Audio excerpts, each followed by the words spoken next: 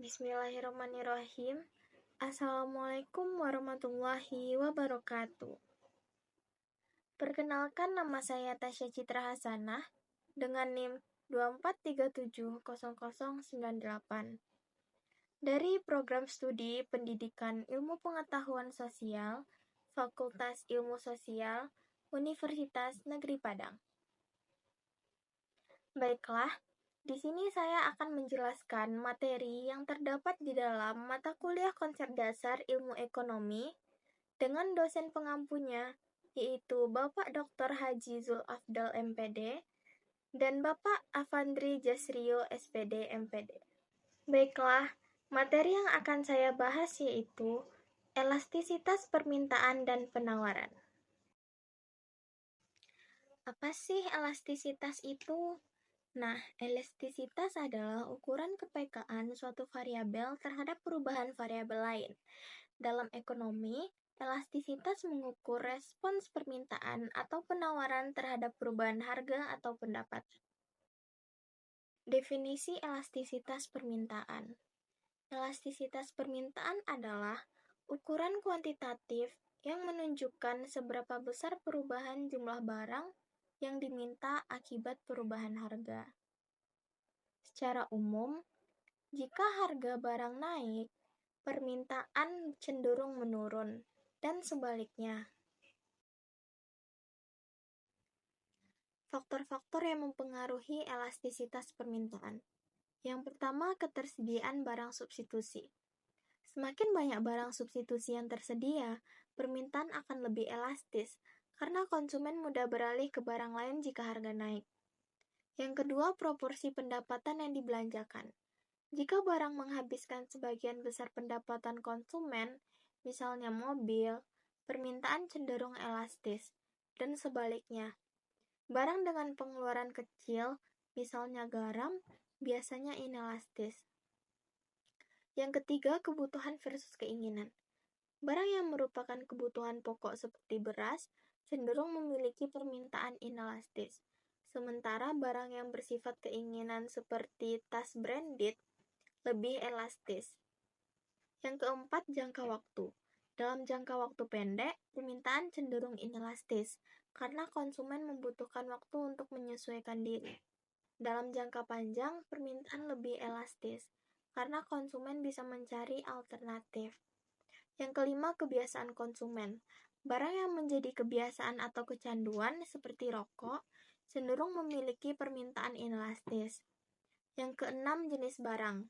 Barang normal memiliki elastis yang berbeda dibanding barang interior.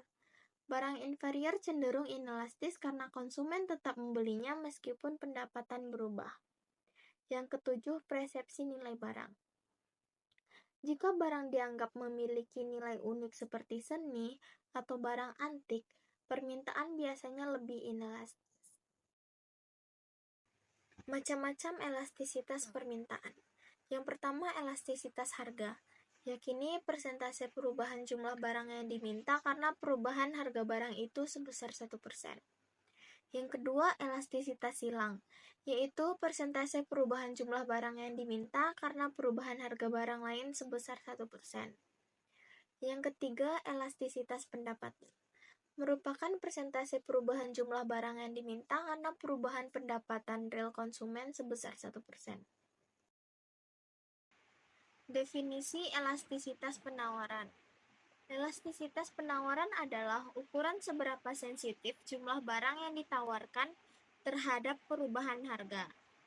Dalam ekonomi, ini diukur dengan persentase perubahan jumlah penawaran dibagi dengan persentase perubahan harga. Jenis-jenis elastisitas penawaran. Yang pertama, penawaran inelastis sempurna. Penawaran tidak akan mengalami kenaikan berapapun harga yang ditawarkan. Contohnya obat-obatan pada waktu sakit. Yang kedua, penawaran inelastis. Perubahan suplai relatif lebih kecil dibandingkan harganya. Contohnya kebutuhan primer atau pokok. Yang ketiga, penawaran uniter elastis. Perubahan kuantitas penawaran sebanding dengan harganya. Contohnya produk-produk elektronik. Yang keempat, penawaran elastis. Perubahan penawaran relatif lebih banyak dibandingkan dengan harga. Contohnya produk-produk luxury atau mewah. Yang kelima, penawaran elastis sempurna. Nilai elastis penawaran adalah tidak terhingga. Contohnya bumbu dapur. Definisi dan pengaruh elastisitas pendapatan.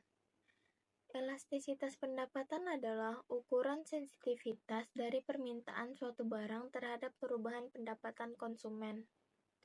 Secara spesifik, elastisitas pendapatan mengukur berapa besar perubahan kuantitas permintaan suatu barang karena adanya perubahan pendapatan real konsumen sebesar 1%. Pengaruhnya yaitu membantu memprediksi penjualan, memutuskan strategi penjualan, dan mengurangi volatilitas arus kas. Elastisitas promosi.